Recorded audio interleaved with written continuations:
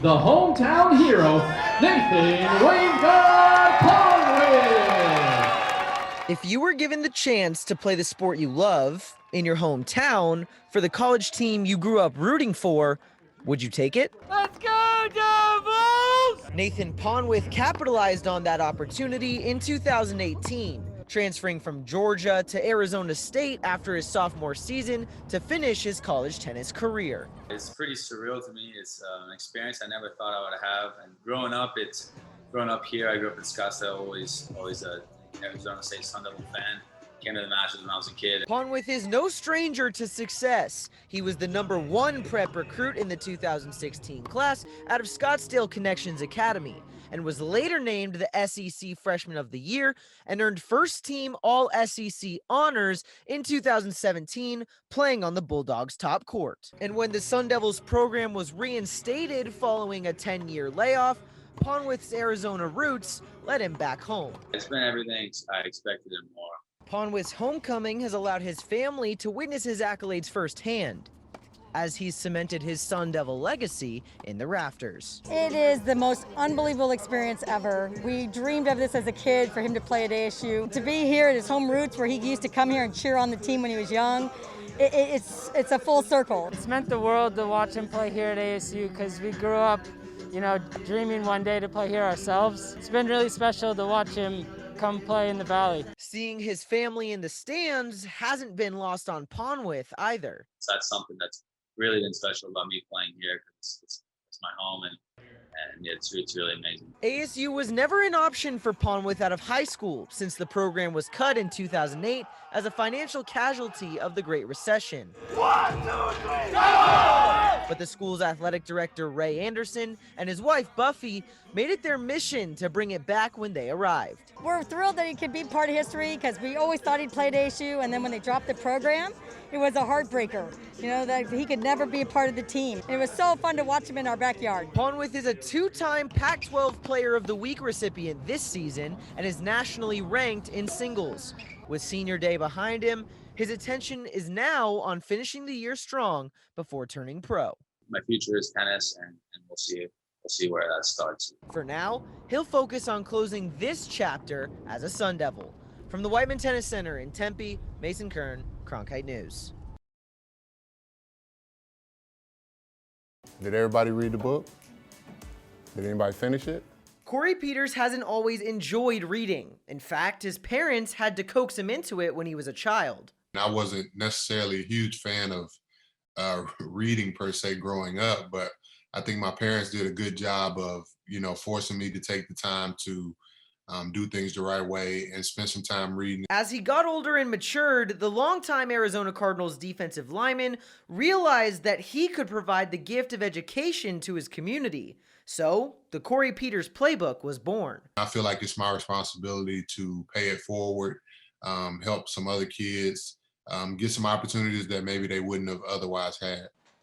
After holding his book club in person for several years, the COVID-19 pandemic forced it to go virtual in 2020. Two of Trevor's greatest passions are reading and football, specifically the Cardinals. So when I saw this, I was just like, this is the perfect thing for him. And, he's a little more apprehensive when it comes to social elements. So it being online was even a greater fit. While the playbook was an offering exclusively for Arizona high school students last year, it's being pushed nationwide in 2021. Since it's expanding, so maybe there'll be more kids and I guess maybe longer meetings and more thoughts put into it. Corey Peters, he's been really nice during the meetings and all that, and he's accepting. Being able to do it virtually, we're able to reach a wider range of students. I also think the students are a lot more comfortable being able to share. The personal touch Peters puts toward his participants has not gone unnoticed either. Just the relationship he's developed with Trevor and how he's helped Trevor kind of come out of his shell and have greater experiences and stuff.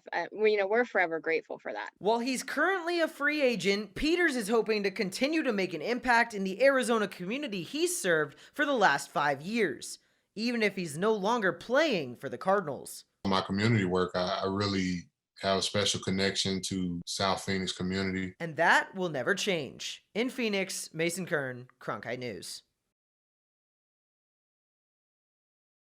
Go!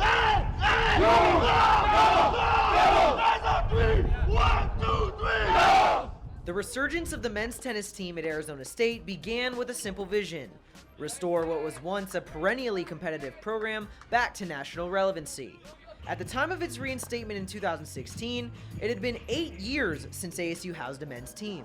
Matt Hill left his head coaching post at South Florida to build a new in Tempe, a process that started from scratch. There was nothing here, so there was nothing tangible to sell or give them or show them. And that makes it hard to build a culture off that initial mindset, but it was to get anyone in the door, there was really no other way to frame it. That first year, it's very hard to recruit someone, and they ask you, oh, well, what are you guys ranked? Who's on the team? And you're like, well, you'd be the first one, right? And so it's very hard to recruit someone when there is such a big gap in the history. By 2018, a decade after the sport was cut at ASU, Hill assembled a scholarship roster of Sun Devils that was purely from international waters. The university was so determined to revive the program that its athletic director, Ray Anderson, and his wife, Buffy, contributed $1 million of their own money to kickstart the reinstatement. Adidas pledged an additional $4 million, and by January of 2018, the team played its first match back as a varsity sport at ASU. With $5 million, we knew we had the wherewithal to bring back the program and knew that we could fund it for 10 to 12 years. It's a wonderful sport, great opportunities, and ASU men's tennis had a great run up until 2008. 4 years later, 3 players remain on ASU's current roster that also debuted the inaugural team. Andrea Bolla out of Italy, Tim Rule, Germany, and Maki Rakatamalala, France, each came to Tempe from different parts of the world. Now, they've established a culture of brotherhood that set the precedent for how ASU men's tennis will operate after they depart. We call those guys the OGs, you know, they were the original guys that helped start everything up. And no, they're super special. It's definitely going to be an incredibly emotional moment, I would say, for me, when we get to the fruition of this season and those guys are graduating. That was also one of the reasons why I came here, because I thought it's just so exciting to join a program like that where we basically start from zero, and 4 years later we are a top 20 team in the nation. Rakatamalala has an especially significant place in the school's history books. He registered the first ASU point since reinstatement in the team's debut match against Duke in 2018. Later, he clinched the team's first overall win with a singles victory against Loyola Marymount. I'm very grateful, that I had this opportunity, It's not even just tennis, it's beyond that, It's a new life, basically, a second family, that, ASU gave me. Yeah, at the beginning, especially my freshman year, I didn't realize how important was that to bring back a program. But, I mean, for sure, it's being able to bring back a program, especially with so many guys coming from Europe, it's been for sure special. Season 1 was a trial year to see how all the pieces fit. Years 2 and 3 had the Sun Devils working out the kinks. And while each resulted in NCAA championship berths, year 4 has ASU working like a well-oiled machine, with the potential of being their best season yet. We're not unrealistic in our expectations, but we know that we will get to the point where year in and year out, we're going to be a top 5 program. Competing for Pac-12 and hopefully national championships on a more regular basis than has ever been accomplished at ASU, certainly. The Sun Devils are currently in the midst of their best season yet and reached a program high number 17 in the Oracle ITA rankings. After qualifying for both NCAA championships since coming back, the bar is steadily rising. As ASU prepares to usher in a new era of men's tennis when the OGs inevitably depart, the culture they've implemented over the course of 4 years will last indefinitely. ASU meant a lot for me, and I didn't expect for ASU to have that big of an impact that it actually has on me and will have on my life. Just like the university has imprinted its own mark on each of their lives too. From the Whiteman Tennis Center in Tempe, Mason Kern, Cronkite Sports Report. Down, sit, go. Experiences shape reality. Growing up in poverty molded Kelvin Beacham's perspective of the world, and football has allowed the Kern Arizona Cardinal to make a profound difference on the lives of others. Well, we were under the poverty line. I've told folks before, my first game check as a 7th-round pick, it was more than my parents made in an entire year. In his efforts to spearhead change, Beacham works with the global humanitarian organization World Vision. The goal is transforming the lives of children. And we do 3 main things. We do relief, development, and we also do advocacy. Beacham's impact went international in 2016 after traveling to Honduras. Witnessing the lifestyle differences there changed him for the better. I got to go see what it was like to not have access to water there in that particular country, and came back inspired to go and do something. Beacham returned and began appreciating simple pleasures more, while helping others realize how difficult life can truly be. And that's one thing that I love about Kelvin, is he has such a huge reach that he's able to make a huge difference in children's lives. But he's also done things, to provide clean water to developing countries all around the world. One of World Vision's main priorities is providing impoverished communities with access to clean water, something most Americans take for granted. So right now, about 1,000 children die every day under the age of 5 from lack of access to clean water. Clean water is the start of everything. The COVID-19 pandemic has emphasized World Vision's domestic efforts. The group has supplied roughly 500,000 Americans with family emergency kits to help provide relief. I think the global pandemic has really made us have to work even harder than we already were. You have things like food, hygiene items, and even toys, and these boxes go out to the families. The impact of the organization's outreach has been significantly felt here in Arizona. In addition to Beacham's contributions, other groups are involved as well. We have some partners in the Phoenix area that are helping to distribute fresh food boxes. Each week, they distribute a couple thousand fresh food boxes to the community. Refreshing Church, we always try to reach the community, try to do better, and do our part. We started out with 10 food boxes a week, giving out to families, taking our own money and doing that. And then we partnered with World Vision, and from there we fed over probably 120,000 families since last June. Providing in this way deeply resonates with Beacham. He understands what it's like to rely on outside sources just to put a meal on the table. But we also use government-based programs like WIC, Women's, Infants, and Children, to be able to survive. So understand what the lifestyle is like for a family that is struggling and is feeling hard times and hardships. It isn't just food and water either. World Vision and Refreshing Church have developed other ways to impact needy families in Arizona communities. We host what we call Free Fridays, and we give out free furniture, free diapers. We give out the massage guns. We give out, all kind of stuff. So we're just blessing literally the community with free essentials. Beacham signed a 2-year contract extension to stay with the Cardinals this offseason. As a result, Arizona will be the hub of his continued life goal to serve others. I have the ability to be able to bring awareness and talk about some of the things that I've experienced, and how to be able to help some of the people with their hardships. Arizonans are already reaping the benefits. In Phoenix, Mason Kern, Cronkite Sports Report.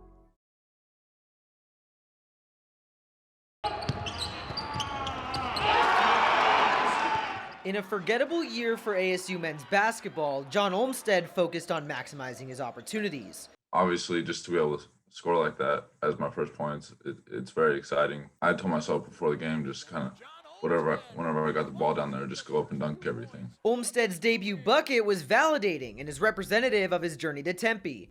Grinding in silence with little expectations, he received a tangible reward, a posterizing dunk fit for home decor. I told him afterwards, I said that you kind of set the bar pretty high for your first college points to start with that. I've had several people tell me the same thing. Hey, you ought to make a poster out of that. Growing up in Morenci, Arizona, separated by stints living in Chile, the thought of playing college basketball wasn't top of Olmstead's mind. But a stellar prep career in a small town led schools to finding him. I had other opportunities, obviously, but what really kind of hooked me to here was they were showing love to me all the time. It was just the love, and then also just being able to play for Bobby Hurley. He's one of the greatest players in the history of the game. The majority of Olmstead's childhood was spent in Morenci, Arizona. With a population right around 1,500, the eastern Arizona city is home to the largest copper mine in North America. I got used to the small town life. There's a lot less people. You kind of know everybody. it's more of a connected community. Olmstead's father, Josh, was educated as a mining engineer and began his career in Morenci. The industry took the Olmsted family international and back, but the small Arizona town will always be home. Morenci, it's a neat little town in the sense that it's pretty small, like you said, but at the same time, everybody knows everybody, which makes it kind of nice because you can create some really good close friendships with people. And now Olmsted is forging friendships in Tempe, getting buckets, and repping his hometown at the Power 5 level. It feels good just being able to represent Arizona, and especially a small town in Arizona. Thank you for stopping to observe the Morenci mine. In Morenci, Mason Kern, Cronkite News. Wrap, drive, good. With his junior season in disarray, Shaquan Bowser spent the last year honing his skills on the gridiron. The Castile High defender was preparing for a recruitment process that still remains uncertain.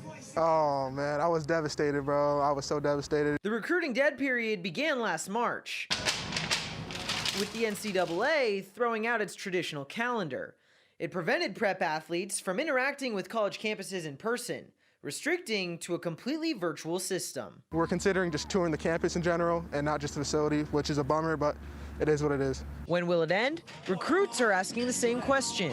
The deadline has been extended 8 times and is currently scheduled to stop at the end of May. Everyone who I really talk to is, either my class or lower, and we're all in the same boat right now, and we're all starting to figure out, this confusing time. Prospects can still take unofficial trips to college campuses, just without access to any facilities. Both sides are continuing to learn to adapt to an online recruiting process. Colleges have been great in doing virtual visits, virtual tours with players that they're interested in, and players can always go online, and there's so many things online right now that you can get a feel for a campus, but there's nothing like being on the campus and getting a feel for the town that you're in. Like, you don't just randomly go up and go to different states, so we kind of have to plan ahead.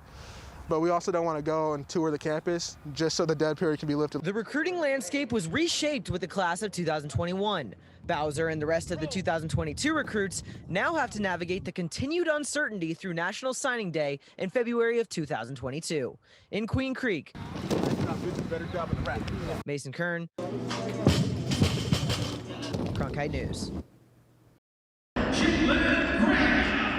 In a year with heightened attention on player participation due to COVID-19, it can be forgotten that athletes go through much more to stay available. Jalen Graham got sick in the middle of the season, but with a different condition than coronavirus. My first day back after my sickness, I came back and I couldn't even finish my workout. The sophomore center contracted mono and missed 4 consecutive games over a month-long period just before the start of Pac-12 play. It was really hard, It's hard to lock in and give your all. But what could have been a monumental setback turned into the exact opposite. After scoring in double figures just once in 7 games before getting sick, Graham had 4 straight of 10 or more points after his return, including a double-double with 11 rebounds in just his second game back. I saw a different player on the practice floor. He was had so much more life to what he was doing. Since his return, Graham has recorded 3 double-doubles and is playing more like a traditional big man, with his head above the rim. Jalen's coming on. That's all I can say. It's just really, he's putting together a good second half of the year, and I'm happy because, we had a good talk about that, and he's responded very well. From mono to mono a mono, Graham is making sure his monos are being put to good use on the floor. From Desert Financial Arena in Tempe, Mason Kern, Cronkite News.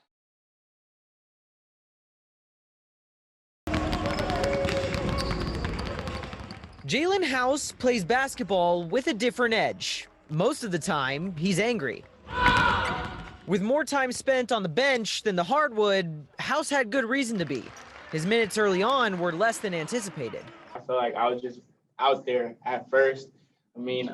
Just playing timid and not trying to come out the game instead of playing my game. I feel like I'm getting back to myself. A logjam of depth in the backcourt with the return of Remy Martin and Alonzo Verge Jr., plus the addition of transfer Holland Woods and 5-star Joshua Christopher, put House deep in the rotation. A guy like Jalen House, he's he hasn't always had the opportunities. That's one of the more crowded positions on our team. House has now settled into his role as an energizer off the bench. The sophomore guard has played 20 or more minutes in 3 of ASU's last 4 games, of which it has lost only 1. That's the thing about life. If you present an opportunity, you want to try and seize it and take advantage of it. The son of ASU all-time leading scorer Eddie House, Jalen has buttered his bread on the defensive side of the floor. Not a lot of people like to play defense, so go out there, try to do something nobody else likes to do. I feel like I'm one of the best defenders in our conference. When you have a guy like that just wants to play defense and wants to, win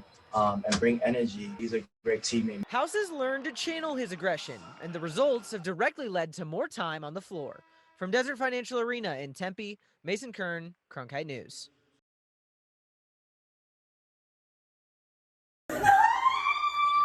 It was a moment Christy Brown only dreamed of. I heard this big banging on this door, and these double doors just burst open, and David Baker's standing right there. You're being inducted into the Ford Hall of Fame. Oh my gosh. The former Arizona Cardinals cheerleader was crowned one of 3 champions before Super Bowl 55. I started crying, I started screaming, I was jumping up and down. By no means is Christy Brown a stay-at-home fan. Her passion has lent her to see 2 sides of the Arizona Cardinals franchise, both as a gawking fan driving past the Arizona Cardinals training center in Tempe, to a cheerleader on the sidelines and a season ticket holder in the stands at State Farm Stadium in Glendale.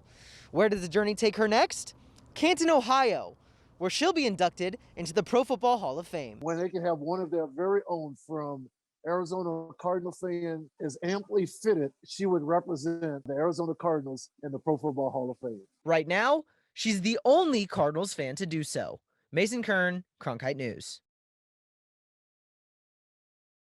What would you do if one of your lifelong idols came knocking on your door?